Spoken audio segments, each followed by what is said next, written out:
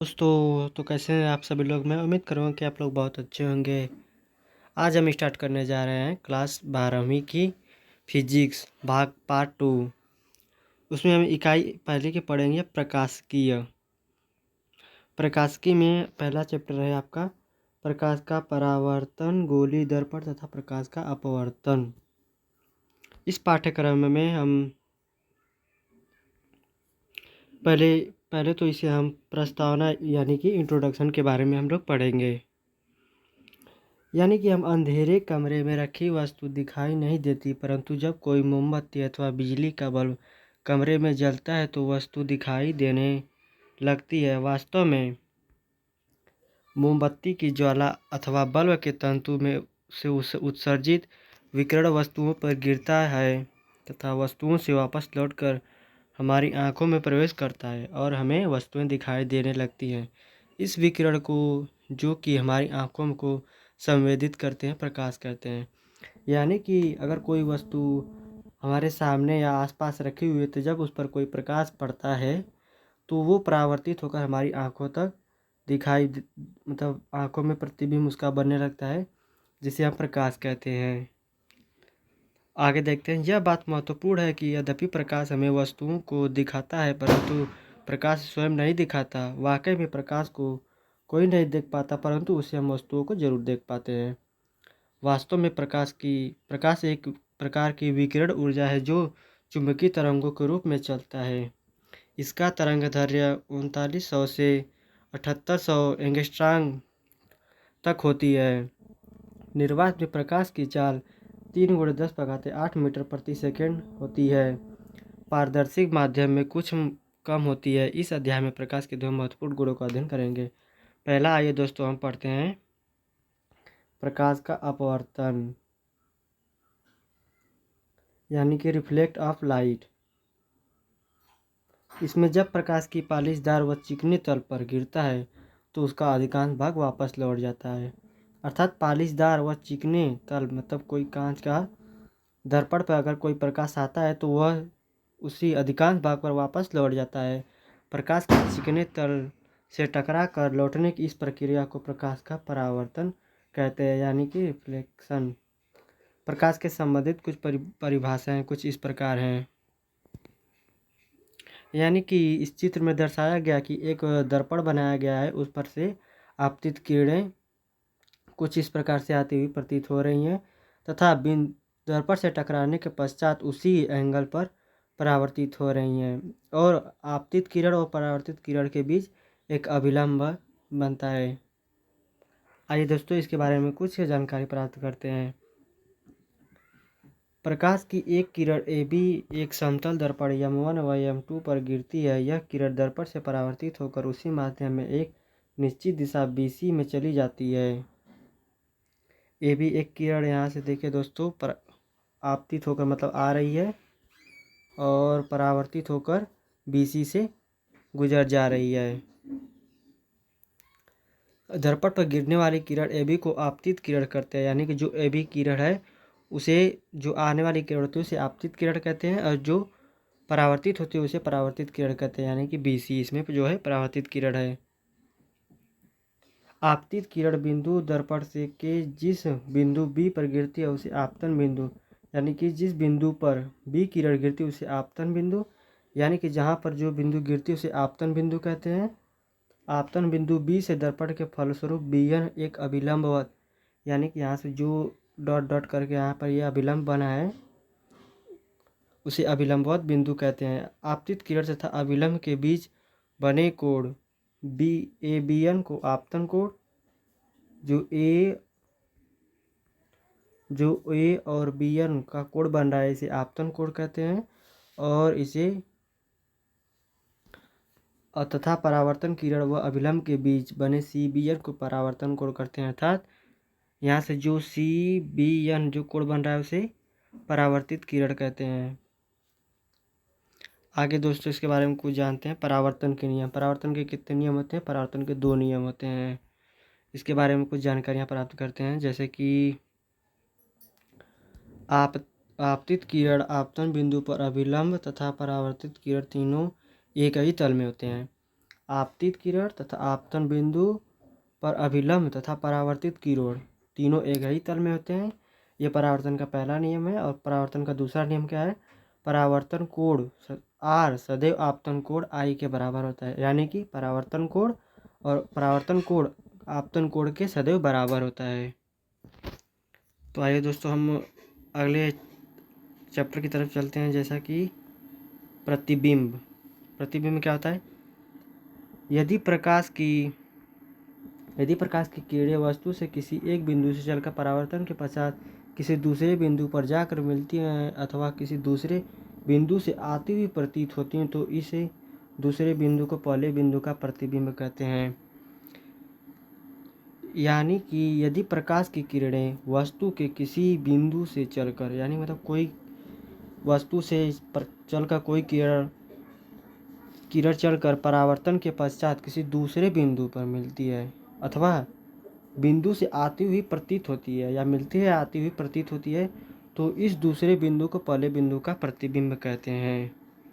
आगे दोस्तों प्रतिबिंब कितने प्रकार के होते हैं? प्रतिबिंब 2 प्रकार के होते हैं। इसके बारे में हम कुछ जानकारियाँ इकट्ठी कर लेते हैं। जैसे कि पहला क्या है? वास्तविक प्रतिबिंब, रियल इमेज। रियल इमेज क्या होता है? यदि किसी बिंदु वस्तु से चलने वाली किरणें परावर्तन के पश्चात किसी बिंदु पर वास्तव में मिलती हैं, तो इस बिंदु वस्तु का वास्तविक प्रतिबिंब कहते हैं। इस प्रतिबिंब को पर्दे पर प्राप्त किया जा सकता है। यानी कि यदि किसी वस्तु से चलने वाली किरणें परावर्तन के पश्चात किसी बिंदु पर वास्तव में मिलती हैं, मतलब कोई किसी वस्तु से चलने वाली किरणें किस परावर्तन के पश्चात किसी बिंदु पर वास्तव में मिलती है, तो इस बिंदु को उस बिंदु का वास्तविक प्रतिबिंब कहते हैं। इसे पर्दे पर प्राप्त किया जा सकता है। दूसरा क्या है? आभासी प्रतिबिंब, यानी कि वर्चुअल इमेज। वर्चुअल इमेज क्या होता है दोस्तों? यदि बिंदु वस्तु से चलने वाली किरणें परावर्तन के पश्चात किसी दूसरे बिंदु से आती हुई प्रतीत होती हैं, तो इस बिंदु को वस्तु का आभासी प्रतिबिंब कहते हैं। इस प्रतिबिंब को पर्दे पर प्राप्त नहीं किया जा सकता, इसका फोटो लिया जा सकता है।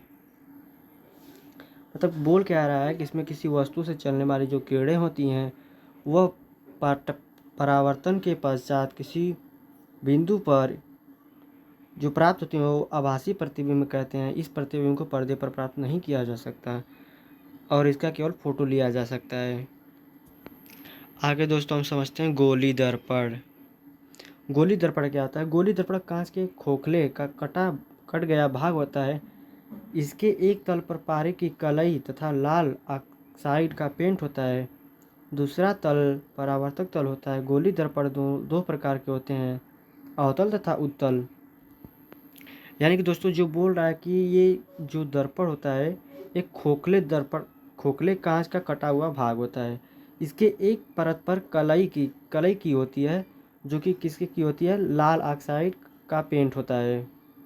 जो दूसरा परावर्तक तल होता है वो गोली दर्पण 2 प्रकार के होते हैं, अवतल दर्पण तथा उत्तल दर्पण। पहले हम जान लेते हैं अवतल दर्पण के बारे में। अवतल दर्पण क्या होता है? वह दर्पण जिसमें परावर्तन दबे हुए होते हैं, अर्थात गोले का भीतरी तल परावर्तक तल होता है। यानी कि जो दबा हुआ भाग होता है, जैसे कि ये दबा हुआ आपका भाग है, यहाँ पर यह दिखाया गया है M1 या M2, इसके बाहर तरफ से पॉलिश की गई होती है। इसे हम क्या कहते हैं? अवतल दर्पण। अब उत्तल दर्पण के बारे में जानते हैं। क्या है ये? वह दर्पण जिसमें परावर्तन उभरे हुए तल से होता है, अर्थात गोले का बाहरी तल परावर्तक तल होता है। मतलब कि बोल रहा है जो उभरे हुए होता है तथा अंदर से पॉलिश की हुई होती है। जैसे कि यहाँ पर ये चित्र बनाया गया है आपका उत्तल दर्पण। ये क्या किया गया है? इसमें उभरा हुआ तल है और इसे अंदर से पॉलिश की गई है इस तरह से कुछ, ये उत्तल दर्पण हो जाएगा। गोली दर्पणों से कुछ संबंधित परिभाषाएं, जैसे कि ये कुछ ज़रूरी जानकारियां हैं जो दोस्तों आपको जानना बहुत आवश्यक है। जैसे कि इसके बारे में हम जान लेते हैं क्या क्या होता है ये। वक्रता केंद्र, सेंटर ऑफ कर्वेचर, उस गोले के केंद्र को जिसका की दर्पण एक भाग है वह दर्पण का वक्रता केंद्र कहते हैं। यह अवतल दर्पण में परावर्तक तल की ओर तथा उत्तल दर्पण में परावर्तक तल से दूसरी ओर होता है। बोल क्या रहा है वक्रता केंद्र? उस गोले के केंद्र को जिसका कि दर्पण एक भाग है, दर्पण का वक्रता केंद्र कहते हैं। यह अवतल दर्पण में परावर्तक तल की ओर तथा उत्तल दर्पण में परावर्तक तल से दूसरी ओर होता है, उसे वक्रता केंद्र कहते हैं। वक्रता त्रिज्या क्या होती है दोस्तों? अगर आपको वक्रता त्रिज्या पता हो तो आप जरूर कमेंट बॉक्स में जरूर बताएं। वक्रता त्रिज्या यही जानते हैं क्या होता है? उस गोले की त्रिज्या को जिसका कि दर्पण एक भाग है, दर्पण की वक्रता त्रिज्या कहते हैं।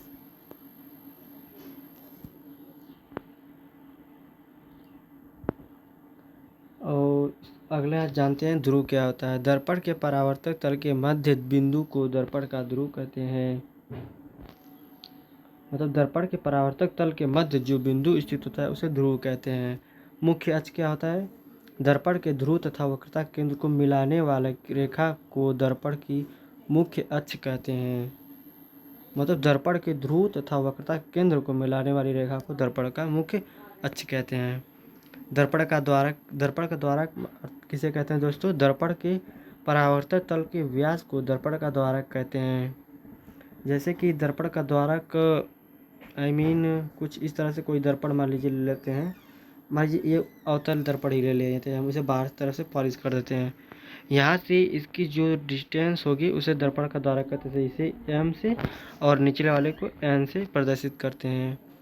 ये जो इसकी डिस्टेंस हो जाएगी उसी को दर्पण का द्वारक बोलते हैं।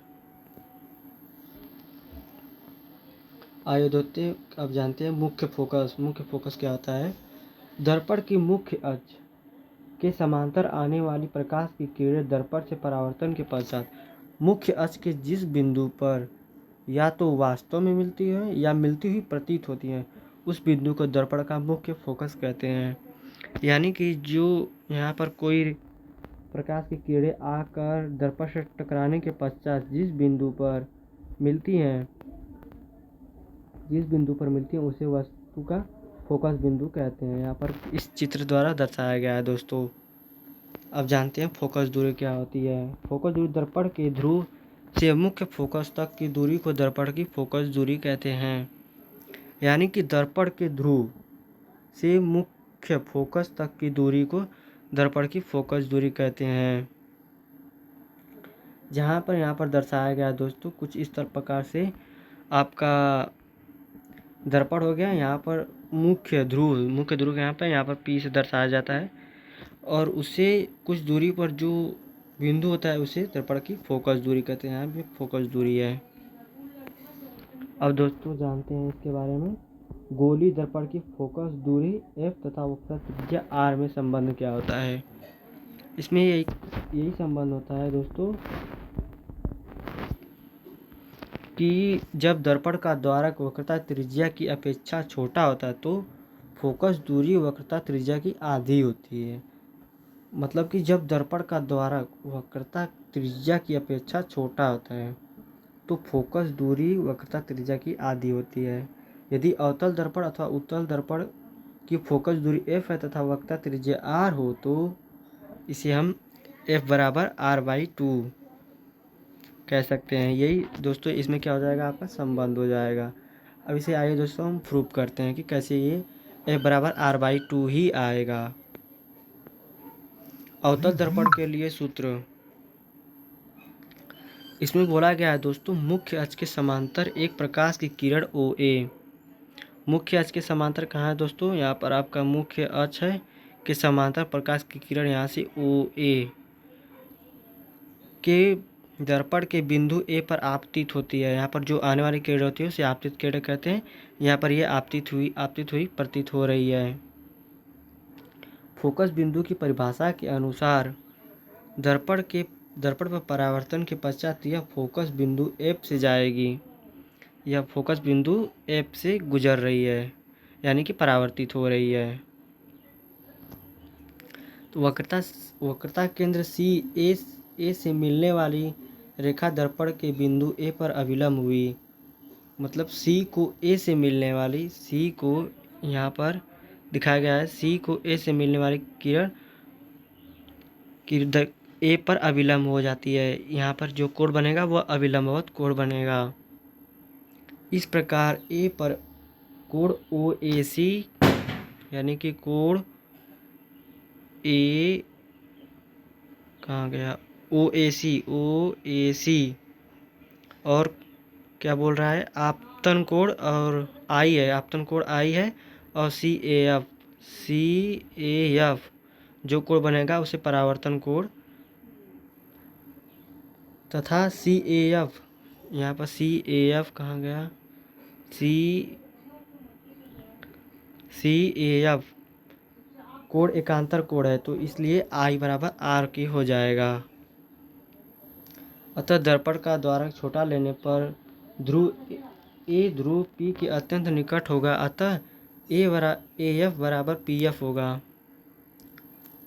दर्पण का द्वारक छोटा लेने पर ए ध्रुव पी के अत्यंत निकट होगा, अतः ए एफ बराबर पी एफ जो दूरी हो जाएगी ए एफ बराबर पी एफ। दर्पण का द्वारक छोटा लेने पर दर्पण का द्वारक मैंने दोस्तों आपको बता दिया था, यहाँ पर ये क्या हो जाएगा इसका दर्पण का द्वारक हो जाएगा। दर्पण का द्वारक छोटा लेने पर ए ध्रुव पी के अत्यंत निकट होगा, अतः ए एफ बराबर पी एफ, इसलिए पी एफ बराबर एफ सी बराबर 1/2 पी सी मतलब पी सी का जो पी एफ है बराबर एफ सी बराबर हो जाएगा 1/2 पी सी यानी कि सबका दोनों का आधा हो जाएगा। परंतु पी एफ बराबर एफ दिया है, इसलिए फोकस दूरी पी सी बराबर आर दर्पण की वक्ता त्रिज्या, इसलिए एफ बराबर r/2। यही दोस्तों हमें सिद्ध करना था। आगे दोस्तों हम जानते हैं आगे क्या दिया है।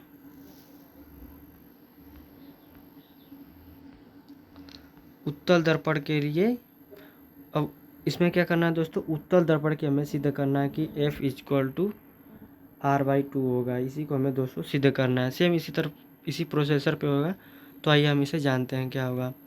मुख्य अक्ष के समांतर दर्पण पर आपतित प्रकाश की किरण OA, इसमें OA चित्र द्वारा प्रदर्शित किया गया है। परावर्तन के पश्चात फोकस F से आती हुई प्रतीत होती है।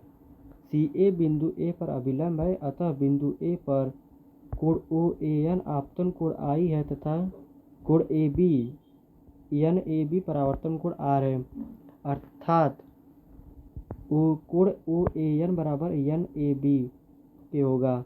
इसलिए OAN बराबर FCA बराबर I, क्योंकि यह दोनों संगत कोण हो जाएंगे, तथा कोण NAB कोण बराबर कोण CAF बराबर R के हो जाएगा, मतलब R मतलब परावर्तन कोण, इसलिए FCA बराबर कोण CAF हो जाएगा। सम्मुख भुजाएं AF बराबर FC हो जाएंगी। दर्पण का द्वारक छोटा होने पर A ध्रुव P के अत्यंत निकट होगा, अतः AF बराबर PF के हो जाएगा। जो AF है AF जो हो जाएगा आपका PF के बराबर हो जाएगा। PF यहाँ पर जो बिंदु ये दोनों आपस में बराबर हो जाएगा जब इनका द्वारक छोटा होगा, ये वाला द्वारक। अतः इस प्रकार PF बराबर FC बराबर 1/2 PC। सेम फार्मूला दोस्तों को जैसा कि हमने पहले बता चुके हैं। अब PF बराबर F फोकस दूरी तथा PC बराबर R दर्पण की वक्रता त्रिज्या होगी, अर्थात जो हमें सिद्ध करना है आप क्या हो जाएगा F = r/2 हो जाएगा। अब दोस्तों हम अपनी नेक्स्ट हेडिंग की तरफ बढ़ते हैं। किरण आरेख से प्रतिबिंब की स्थिति ज्ञात करना।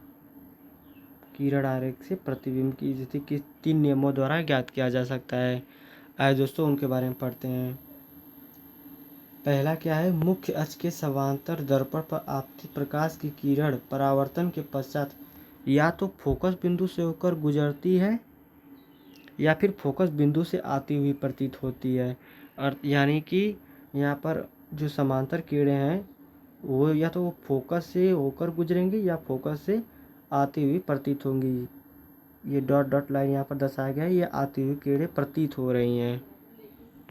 और दूसरा क्या है, वह आपतित प्रकाश किरण जो फोकस से गुजरती हैं अथवा फोकस की ओर जा रही होती है, दर्पण से परावर्तन के पश्चात मुख्य अक्ष के समांतर हो जाती हैं।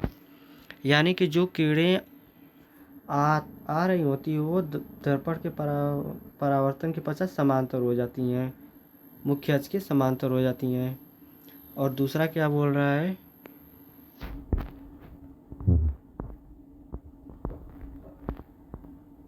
तीसरा क्या है, वह आपतित प्रकाश किरण जो वक्रता केंद्र C से गुजरती हैं तथा वक्रता केंद्र C की सीधाई में जा रही होती हैं, उत्तर दर्पण पर अभिलंबवत पड़ती हैं और वाहन और परावर्तन के पश्चात उसी मार्ग से वापस लौट जाती हैं। यानी कि ये बोल रहा है कि जो प्रकाश की किरणें आती है दर्पण से टकराने के पश्चात उसी दिशा में सेम डायरेक्शन में परावर्तित हो जाती हैं, यानी कि इस तरफ से आएंगी, इधर से परावर्तित हो जाएंगी। इसमें आइए दोस्तों अब नेक्स्ट हेडिंग की तरफ बढ़ते हैं हम। वस्तु की विभिन्न स्थितियों के लिए गोलीय दर्पण से बनी प्रतिबिंबों की स्थितियां एवं प्रकृति का आरेख। पहली इसमें 6 कंडीशन दी गए हैं दोस्तों, आइए हम एक एक करके सभी के बारे में जानते हैं। वस्तु की एक तरफ इसमें देखिए दोस्तों, एक तरफ दिया गया वस्तु की स्थिति तथा दूसरी तरफ दिया गया वस्तु का स्थिति, प्रतिबिंब की स्थिति, प्रतिबिंब की प्रकृति, इसमें किरण आरेख द्वारा प्रदर्शित किया गया है। अगर अवतल दर्पण में कोई किरण अनंत से होकर आ रही हैं तो दोस्तों वो कहाँ प्रतिबिंब, यानी कि यहाँ से जो किरणें अनंत से होकर दर्पण से टकराने के पश्चात कहाँ से रिफ्लेक्स हो जाएंगी, फोकस से, अनंत से यहाँ पर आती हुई फोकस से परावर्तित हो जाएंगी, तो इनके प्रतिबिंब की स्थिति क्या हो जाएगी, फोकस पर। और प्रतिबिंब की प्रकृति क्या हो जाएगी, वास्तविक, उल्टा, अत्यंत छोटा। आइए दोस्तों अपनी नेक्स्ट हेडिंग की तरफ बढ़ते हैं। अनंत और C के बीच, F तथा C के बीच में अगर कोई प्रकाश की किरण होकर अवतल दर्पण से टकराती हैं तो उसकी प्रतिबिंब कहाँ बनेगी। आइए दोस्तों जानते हैं। यहाँ पर मान लीजिए C है, ये आपका उत्तल दर्पण हो गया, और बीच में क्या होता है दोस्तों, F यानी कि फोकस, और मुख्य ध्रुव यहाँ पर P हो गई। अनंत से आती हुई, अनंत और C के बीच में आती F तथा C के बीच कोई किरण आ रही है तो उसका प्रतिबिंब कहाँ बनेगा, वास्तविक होगा, उल्टा, वस्तु से छोटा होगा। अगर कोई प्रकाश की किरण C पर से आ रही है तो उसकी प्रतिबिंब कहाँ बनेगी, C पर ही बनेगी दोस्तों, अतः उसका प्रतिबिंब वास्तविक होगा, वस्तु उल्टा होगा, वस्तु के बराबर होगा। यानी कि यहाँ से अगर कोई किरण C पर रखा गया है, ये वस्तु की लंबाई हो गई A तथा B, इसमें जो दिया गया वस्तु की लंबाई हो जाएगी, ये वस्तु की लंबाई हो गई। यहाँ पर कोई प्रकाश की किरण दर्पण से टकराने के पश्चात F से परावर्तित हो जाएगी और दूसरी प्रकाश की किरण कहाँ से जाएगी, फोकस से होती हुई जाएगी, जिस बिंदु पर मिलेगी वह उसके कहाँ बनेगा, प्रतिबिंब। यानी कि ये आपका हो जाएगा A और B, A व B आपका वस्तु है और ये जो प्रतिबिंब बनेगा B' A, यानी कि उल्टा बनेगी, मतलब जितना बड़ा वस्तु होगा उतना बड़ा ही प्रतिबिंब इसका बनेगा।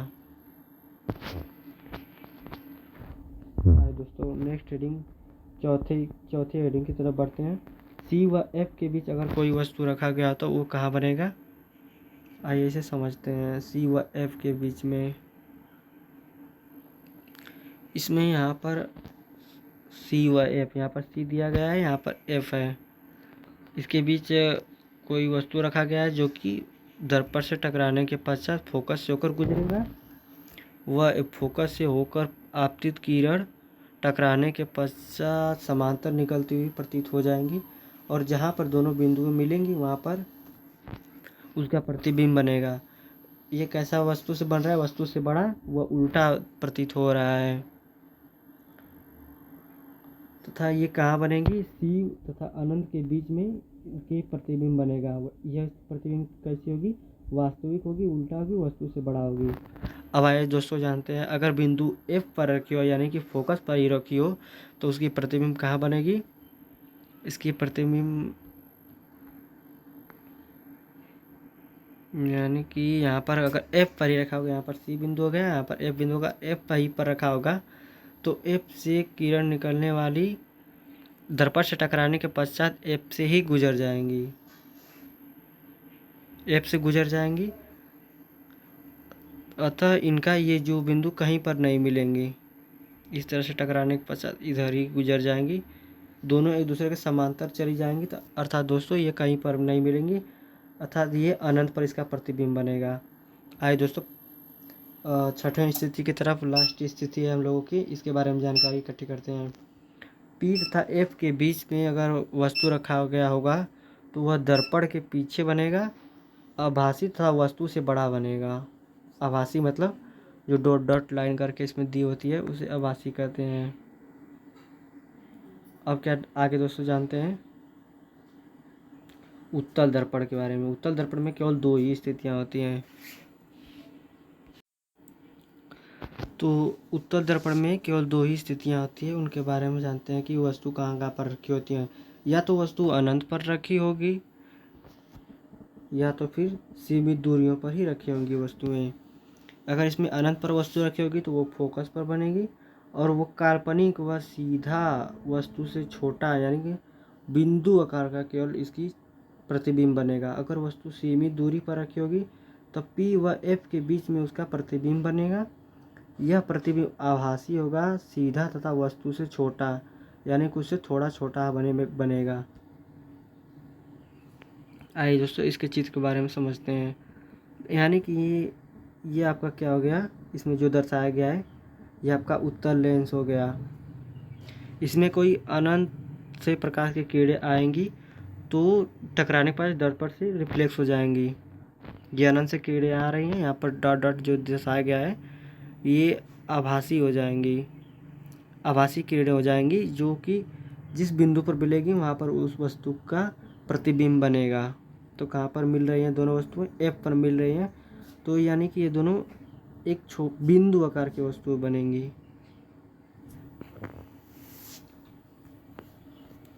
आइए दोस्तों अपने नेक्स्ट हेडिंग की तरफ बढ़ते हैं हम लोग। दूरियां नापने के निर्देशांक ज्यामिति की चिन्ह परिपाटी। प्रकाश में दर्पणों व लेंसों की फोकस दूरियां वस्तुओं तथा प्रतिबिंबों की स्थितियां तथा आकार इत्यादि को व्यक्त करने के लिए विभिन्न भिन्न चिन्ह परिपाटियों का उपयोग किया गया है। इनमें सबसे सरल निर्देशांक ज्यामिति की चिन्ह परिपाटी का है। इस पुस्तक में यही परिपाटी अपनाई गई है। इस परिपाटी के अनुसार पहला क्या दिया गया है,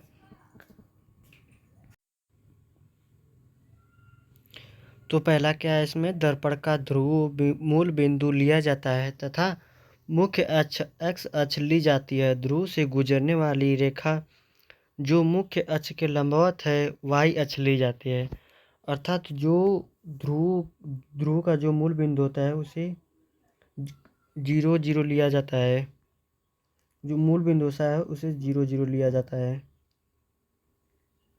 और दूसरे क्या है, समस्त दुनिया दर्पण के ध्रुव से मुख्य अक्ष के अनुदिश तथा लंबवत निम्न प्रकार नापी जाती हैं। पहली स्थिति क्या बोल रहा है, ध्रुव से दाईं ओर एक्स अक्ष के अनुदिश मुख्य अक्ष के अनुदिश नापी जाने वाली दूरियां धनात्मक चिन्ह के साथ ली जाती हैं। मतलब कि जो ध्रुव से दाईं ओर जो कोई प्रतिबिंब बनता है उसे एक्स अक्ष के अनुदिश मुख्य अक्ष के अनुदिश नापी जाने वाली दूरियां जो होती हैं वो धनात्मक होती हैं, तथा जो ध्रुव से बाईं ओर प्रतिबिंब बनता है वो माइनस एक्स अक्ष के अनुदिश ली जाती है, ऋणात्मक चिन्ह के साथ ली जाती हैं। प्रतिबिंब तथा वस्तु की लंबाइयां मुख्य अक्ष के ऊपर होती है, उन्हें प्लस वाई अक्ष के अनुदिश अर्थात धनात्मक चिन्ह के साथ ली जाती हैं, तथा वे जो मुख्य अक्ष के नीचे की ओर वाई अक्ष के अनुदिश ली जाती है वो ऋणात्मक चिन्ह के साथ ली जाती हैं। आइए दोस्तों इसे हम कुछ इस चित्र की सहायता से समझते हैं। जैसे कि यहाँ पर कोई चित्र हो गया, आपका यह क्या हो गया, यहाँ पर मूल बिंदु हो गए हैं, ये क्या हो जाएंगे मूल बिंदु। ये जो होगा आपका ये मूल बिंदु हो जाएगा, ये हो जाएगा। बीच वाला जो होता है वो मूल बिंदु 0 0 होता है। यहाँ पर जो उसकी दाईं ओर जो प्रतिबिंब बनेगा वो धनात्मक होगा और इसकी जो बाएं तरफ भी प्रतिबिंब बनेगी वो भी धनात्मक होगी। और इसके नीचे जो ऊपर की तरफ अगर कोई प्रतिबिंब जा रहा है तो वो वाई अक्ष के अनुदिश धनात्मक होगा, अगर नीचे की तरफ जा रहा है वाई अक्ष के अनुदिश तो वो ऋणात्मक होगा।